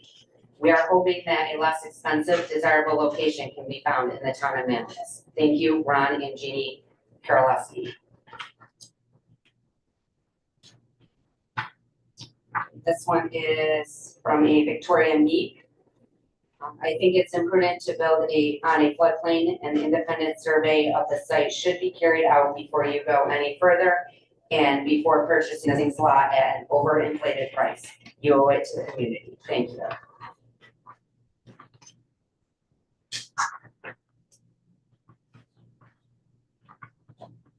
I'm greatly concerned that the board would consider a land purchase with attached donation property without having a feasibility being completed prior to the purchase. I am aware that there is a 90-day opt-out clause, but why rush this purchase? The most profitable companies, corporations do feasibility studies prior to high-ticket purchases. It was stated that residence taxes would increase by approximately $100. Well, that is on top of the tax increase that I have already been burdened with due to the increase in my assessment by more than $50,000 over the past few years. Also, I would be interested to know why the 5912 North Burdick Street property was not looked at more closely as an option. Certainly, the land at the location is much more suitable for development. Thank you, Cynthia Bush. Just a note, 5912 was considered, and we are possibly working with the owner to reach some potential deal. So that just to be. And this one was from a Paul Birchmeyer. I know it's always fun to spend other people's money, but Supervisor Dare is on a bat crazy spending spree. 2.8 million for less than 8 acres and some wetlands. We happen to own 100 acres of state highway in Manlius. I'll tell you what, we will sell the town a full 8 acres and throw in wetlands for 100 million. Correction, I'm sorry, 1 million. That saves the town 1.8 million right off the bat, and it's still more than land in Manlius is worth on the open market. The town supervisor better learn something about land values. We did have a good conversation with Mr. Birchmeyer today, and I'm waiting for some feedback from him. Okay, and this one is from former town clerk Allison Weber. I'm writing in support of a new town hall for town residents and town hall employees. I was fortunate to serve as town clerk for 16 years and have worked in both the town hall and on occasion at the police department. I apologize for missing the meeting this evening, and I will keep my comments brief. I truly appreciate our town clerk who is reading my comments to you. I told you I tried not to giggle, but the current town hall is problematic on several different levels. During my time at town hall, the HVAC did not work properly. There were several constant leaks in the roof and the breakers would trip regularly. The money spent on trying to patch all of these things together could be spent on a new facility that truly supports our residents and our staff. There are serious safety concerns that have been discussed for years. On this point, I feel the strongest as the staff in the building are dedicated public servants and they are my friends. As this is being read into the public record, I do not feel comfortable sharing those concerns and directly exposing the serious security issues. I'm happy to discuss the security issues further and in more detail in person. The town hall itself no longer supports the residents' needs. The building lacks an elevator, and should a disabled resident enter the building on the wrong floor, they must exit and drive around. I can see from personal experience that those residents are frustrated and have expressed embarrassment. This should not be happening and must be addressed. The boardroom is too small, lacks the proper technology needed to conduct an efficient meeting, and the room is in an acoustic nightmare. If we are to continue to engage residents and encourage transparency, this is also problematic. Lastly, our police department facility is too small, has ongoing maintenance issues, and needs to be upgraded. That facility does not meet the department's needs, and it is inefficient in its current configuration. I know the standards set for our police officers, the pride they take in their work, and how much our community supports them. The facility they operate in should match that. I appreciate the consideration of my comments, and I miss you all. Due diligence is important, and I'm happy to discuss this further in person. Allison Weber, former town clerk.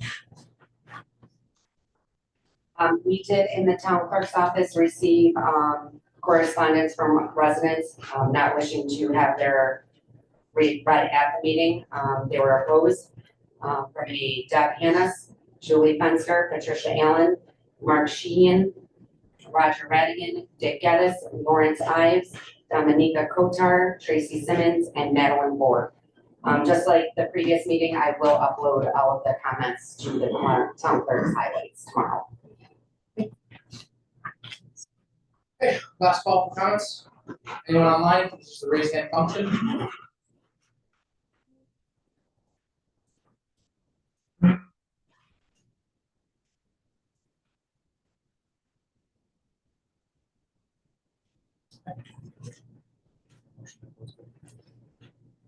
Make a motion, close. Second. Those in favor? Aye. Opposed? Carries. Any comments from the board?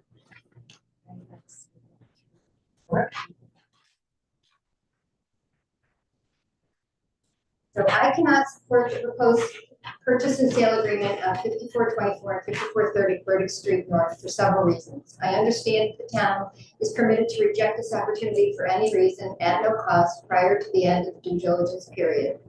Nevertheless, I firmly believe that the decision to build a new town hall should be presented to the voters as an item on a ballot at an election.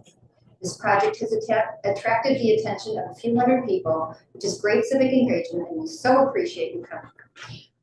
But that's a small percentage of the 25,000 active voters registered with the town. The property owners are concerned about high taxes. A large capital project will create an additional financial burden at a time when residents are already expressing that taxes are too high.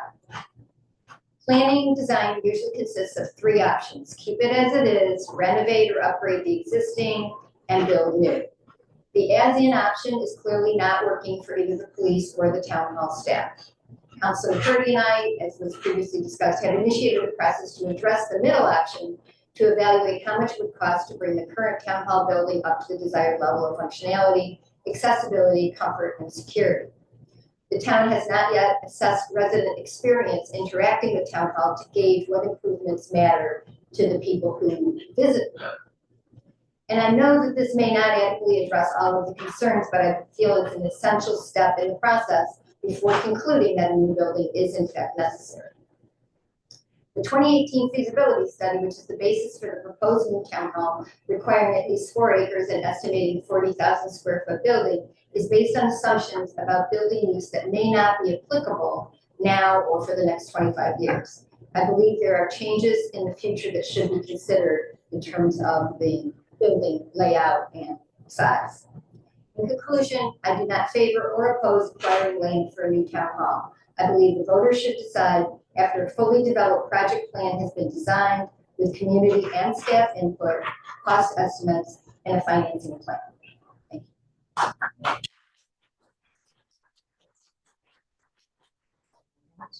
Yes. So, I don't have a very great statement, like our deputy supervisor does.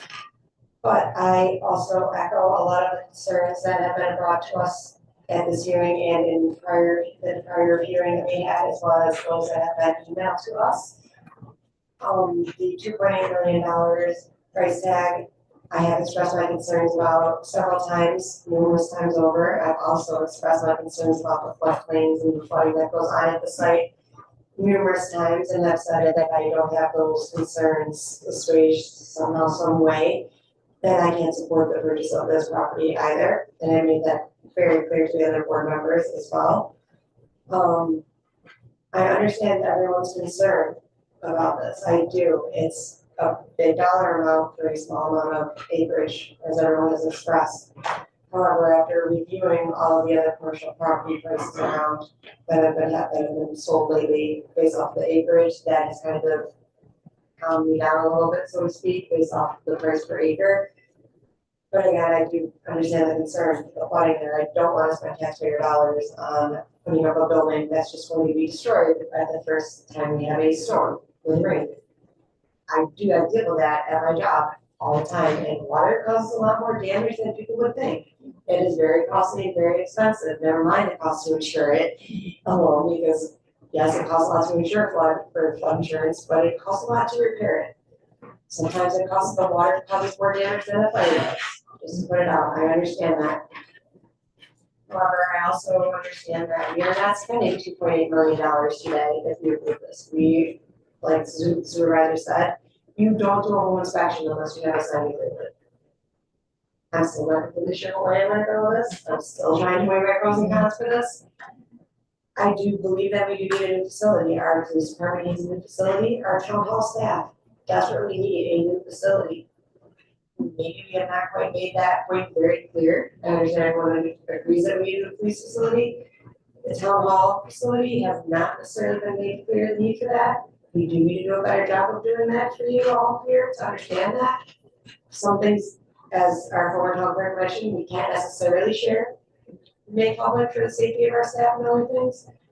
But we do have to do a better job of making it clear that this building is not a want, it's a need. This facility does need to be updated. But as our Councilman Gonzalez McCready said, and Deputy Supervisor Oliver mentioned, we are going through that process. We will have that information provided to us. Hopefully that's something we provided to us before the 90 days is up. If not, then we can always go back to the sellers and ask them for more time. If they don't want to give us more time, then we can walk away. If it comes back to us that the cost is going to be more money than is what we think is reasonable for the land, we can also pull out of the deal as well for that. And I'm confident that our counselors are not going to be outrageous with the costs for that. For the logistical land alone, because we still have to pay for the building. I don't think taxes going up. I pay outrageous taxes too on my house, I own my home. And they go every single year too, my mortgage is more taxes than the principal, I understand. And the same boat as everybody else who owns a home here. So there's a lot of things to be considered. But the one thing that doesn't need to be considered is the need for a police station and the need for a new town hall. And this is not your only chance to be able to express your opinions on it, because if we do move forward with this, we will have to bond, and that does go before a vote as well. So you guys can also express your opinions there. And if you don't approve us bonding it, then we don't move the building either. I'm sorry, didn't hear you on that bond. Sorry, so if we do move forward with purchasing it, we have to bond, and the bond does go before a public hearing, and do we have to get to a vote too? No, it's the public hearing. eligible for a permissive referendum. But that is also eligible for a permissive referendum. So this is not your only bite at the apple to try to prevent us from moving forward and express your concerns and issues with this. So if we do something else down the road, you guys do have more say.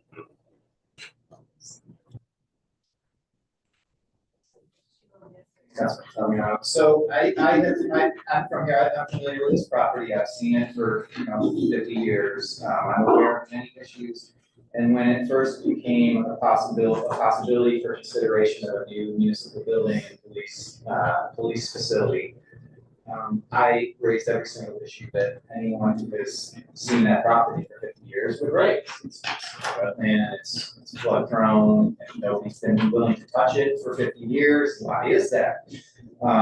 So I'm sympathetic to all of that, which is why I want this board to be able to exercise every single tool at its disposal to find out whether or not a project like this can satisfactorily be done while exercising our fiduciary responsibilities to the taxpayer. What kind of property is this? What can and can't be done here? I want all of that. I don't want to just, it's not a vanity project. I have a different sensibility about what's necessary. I don't not sympathize with town hall staff, but I'm a nonprofit director. I don't make any money, and I can't afford a huge tax increase. And we work in facilities every day that aren't particularly comfortable. So that's not where I'm most sympathetic to the need for a new facility. However, the police department is one of the residents' most valued services. It's one of our residents, our constituents, our community members' most often repeated what they value for their tax dollars here, living in this community, what the police department provides. And we've heard in this ongoing public hearing from folks who have shown up repeatedly to remind us of that fact and make very, very clear and continued support for police services to have an appropriate and satisfactory facility to service us, the community, in the best possible way, which regardless of where that location might be, is exorbitant cost. I mean, it's a very expensive proposition no matter where it goes. So we need to stop pretending that not spending money is an option. I think we've looked at that from everybody's perspective who thinks not spending money is an option, and we know that that's simply not the case. So I shared some misgivings about the viability of the site. However, I want to know for real what the options are, and this is a tool to get us there. Like Councilor Taliana has said, and like I asked Supervisor Deere to tease out earlier in this meeting before the hearing reopened, we're not spending any money, and I asked this board previously, do you have a moral position on taking a vote on this purchase agreement, knowing that it's not really with any intention to spend money? And people have their answer. It is a tool. It is an option on a piece of land that you can now look at and determine, answer some of the questions. Now, you may be right. This is not enough time to do it. And we'll pull the ripcord 10 days before that happens. I am more than happy to say, we want out. This isn't, we're not getting what we need in time. I would say, like, studies, Public hearing is closed. comment. There's no time for comments. Oh, come on, John. There's a handful of people in here listening to you, have that discussion. Show some respect for all of us. And if someone's asking a question, just answer it. Cheryl, I gotta say, I'm sorry. the board has not cut off one resident, but the board members have been cut off several times. So if they could just finish, and then somebody asks if they want to give a comment or ask a question, I'm sure we could allow it. But we need to receive the same respect that we're giving to you all and us there. So, Councilman Nicholson, please. So in addition to the, You don't have the timer like we have the timer. that's correct. That's closed. So the permissive referendum remains an option for this. The people can absolutely weigh in and on this matter. Beyond the scope of public hearing. Is, the question, is the price negotiable? As Councilor Plan said, perhaps, but it may not be out of line with where the market will go and the time that we're looking at. Some parks are possible in wetlands. That is a thing that happens. The concerns that have been brought before the board this public hearing are all very similar to mine. However, I do see a potential for the site, and I have since it was first raised. Again, I've seen the property for my entire life. And again, to this facility right here that we're in, Deputy Supervisor Ballinger and I did have an ADA assessment done like 3 years ago now, I think. 22.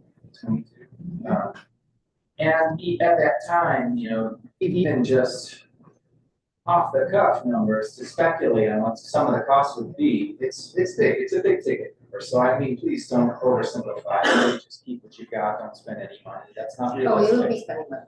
You didn't dedicate other funds to the AA, so. Right. So I guess to just reiterate that point, this is an option to consider a piece of property. You may pull it up. Any other comments from the board? Just sort of make a comment that I understand wetlands. I've lived in the northern part of this town and experienced the difficulties with living on water infiltrated property. And it's not fun at times, it causes a lot of issues. I myself, I heard from a lot of residents, and I still don't comprehend the price point for the land. I don't feel that the cost has been justified, or that I understand how we arrived at the price point of $2.8 million. I don't. I've tried to have conversations with the supervisor, conversations with my other colleagues, our attorney. I don't know where that price point has come from. I don't know that there's a demand for that property. Clearly listening from a historical perspective of previous board members and other people involved in commercial properties around the town, deals there failed. And I don't think anyone's knocking the door down to buy the land. So for myself, I feel like there's room to improve on the price point. I fully will support a new building project that incorporates the town police department, provides accessible and efficient town hours to the residents, and provides an appropriate workplace to our employees. But at the price point, and given that most of it is on, difficult wetlands, I don't know that, I'm gonna support that at that price point without further understanding how we arrived at this point. Officer comments as well. I had similar concerns about the price point and did some research and looked at some comparables, and yes, prices have escalated. Thank you, Mr. Giordano, for sharing your historical perspective. I have my own reservations about why a particular property has just been sitting for an extended amount of time, and have some concerns about that. I want to highlight once again that the men and women who work within the town building deserve the same level of courtesy and space and security that the police department does. We have a court that is high traffic with people who have committed crimes. And so the folks who are town clerks, who are court clerks, all deserve to be safe. And so as we move forward, I would like for us to look at the options and the costs of what is it going to take to bring this building up to speed. It will not be cheap, based on the conversations we've had thus far. I'd like for us to continue to explore additional parcels, to look at parcels that can be more easily developable. And again, we can't do nothing. We are out of compliance. We're out of compliance in this room, we're out of compliance in the court. And though we've scanned public records, there are some public records that we are required by law to keep paper copies of. And so I am not in favor of this particular parcel. I think there are too many challenges and issues with it.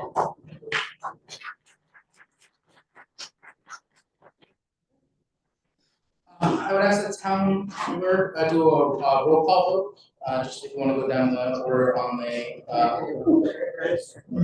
Good point. No, I hear that. So, may I, Are you going to call for a vote on the resolution? Because before you do, Oh, yeah. you need to be secret. Okay, so I'll go through the secret questions, and another scintillating discussion here, but here, the thing to remember on these secret questions, it's not the project, it's not the building, it's not the wetlands, it's one thing, it's an unlisted action, and it's the words of the contract, okay? So it is something required by the state, but a lot of these questions are not really relevant, right? So, would you like me to read through the questions? Okay, and our,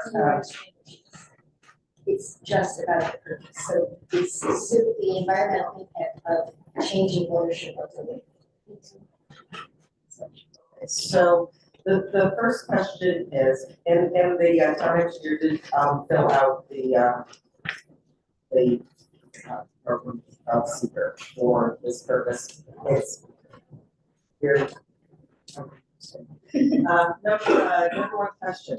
The proposed action may involve, and it's the impact, okay? So the answer is, I know you don't do seeker a lot here, is it's no or small impact or moderate or large impact. So the question of whether the action may involve construction on or physical alteration of land surfaces of the proposed site.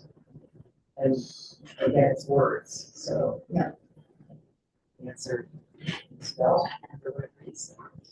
Second question, the impact on geological features of proposed action may result in the modification or destruction of prohibited access to any unique or unusual landforms on this site. Yeah, no. The proposed action may affect one or more wetlands or other surface water bodies. No, in terms of just the purchase. The proposed action may result in new or additional use of groundwater or may have potential for introduce contaminants to the groundwater or an aquifer. Yeah. In fact, the proposed action may result in development on land subject to flooding. May result in. The development. The development, but we're not talking about development, we're just talking about contract. The proposed action may include state-regulated air emission source. Yeah. No. The proposed action may result in a loss of flora or fauna. No. The proposed action may impact agricultural resources. No. The land use of the proposed action is obviously different from or in sharp contrast to current land pattern uses, including proposed project and scenic or aesthetic resource. In the proposed action may occur in or adjacent to a historic or archaeological resource. The proposed action may result in the loss of recreational opportunities or a reduction in an open space resource as designated in any adopted municipal open space plan. No. The impact, the proposed action may be located within or adjacent to a critical environmental impact area. No. The proposed action may result in a change to existing transportation systems. Yeah. Proposed action may cause an increase in use of any form of energy. Yeah. The proposed action may result in an increase in noise, odors, or outdoor lighting. No. The proposed action may have an impact on human health, from exposure to new or existing sources of contaminants. No. The proposed action is not consistent with adopted land use plans. No. The proposed project is consistent with existing community character. Yes. Is it reverse the double negative sense? It is the double negative. Okay, so no. The proposed project is inconsistent with existing, so the answer is no. So all of these impacts being answered in the negative. So I made a motion to make a negative declaration of this unlisted action. I'll second. All those in favor? Opposed?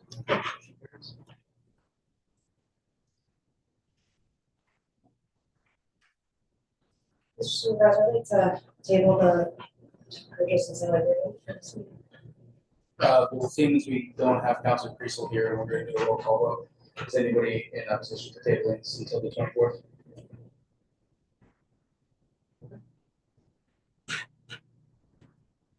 Okay, so we will consider this tabled for the 7/24 meeting. What was the, there's two agreements. And another one is also. Yeah, we're tabling both, yes. Thank you. Okay, so next up, request for letters of interest to provide a building condition assessment and compliance recommendation. Yeah, so this is the formalization of the plan that Councilor McCurdy talked about. It's, so we posted on the agenda, the letter of interest request for the engineering and architectural firms.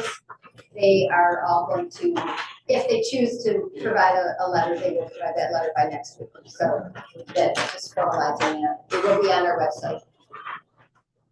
But I need a motion to.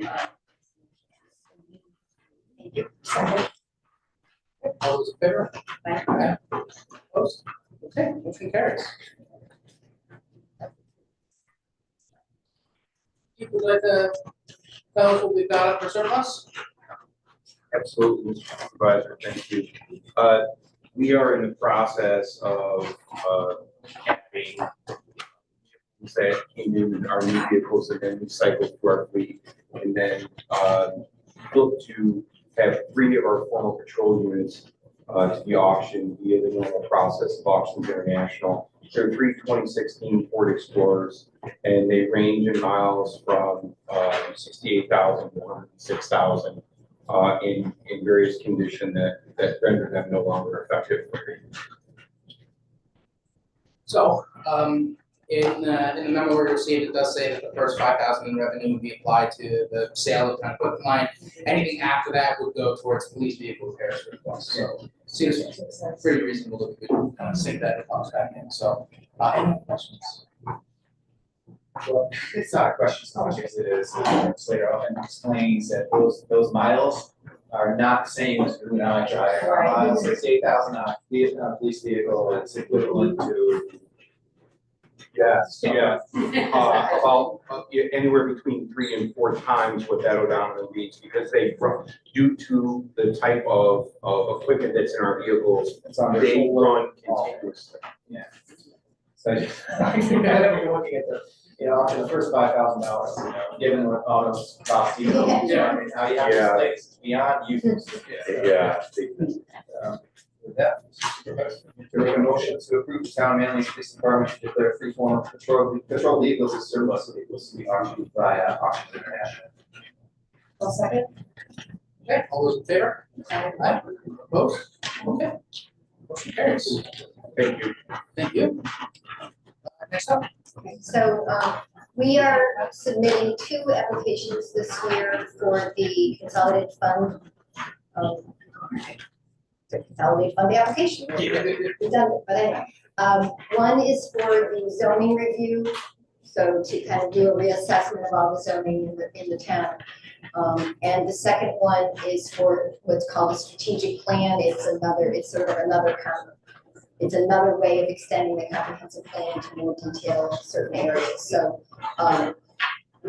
one of them requires the board to do it, the other one doesn't require that. So each of them has their own rules with who they go to. So, but I did want everybody to know we are applying for 2. Last year we did apply for 2, we only got 1. So, it doesn't mean we're gonna necessarily get them both, but we are applying to try to extend the work of the comp plan group into greater detail in terms of land use planning as we go along with funding to support professional assistance in those areas. So I'd like to make a motion to adopt a resolution granting authorization to submit a request for funding for a zoning revisions project for 2024 through 2026.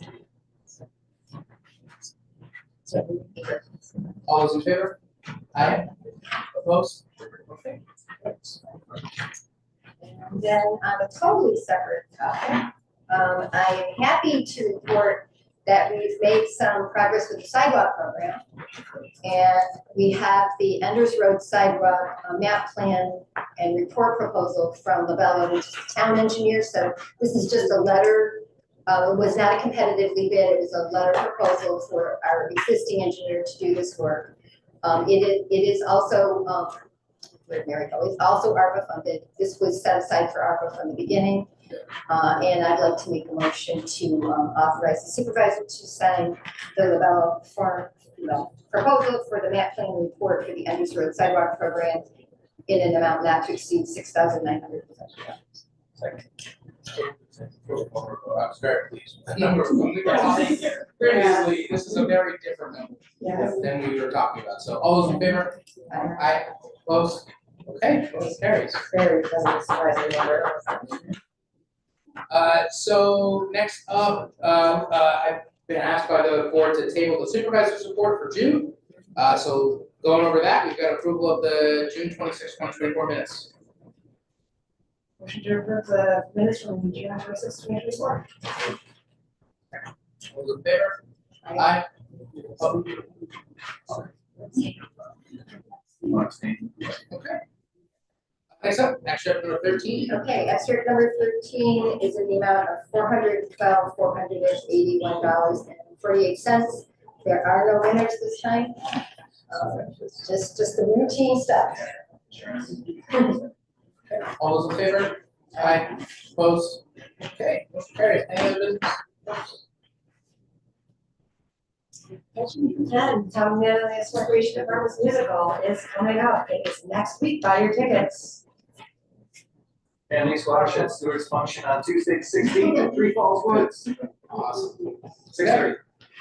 Okay, so musical and watershed. Okay, got it. So now you know what your summer plans are. There you go. Okay, other promotion to adjourn? Second. All those in favor? Aye. Opposed? Okay, motion carries. Have a good night, everybody. Thank you for coming.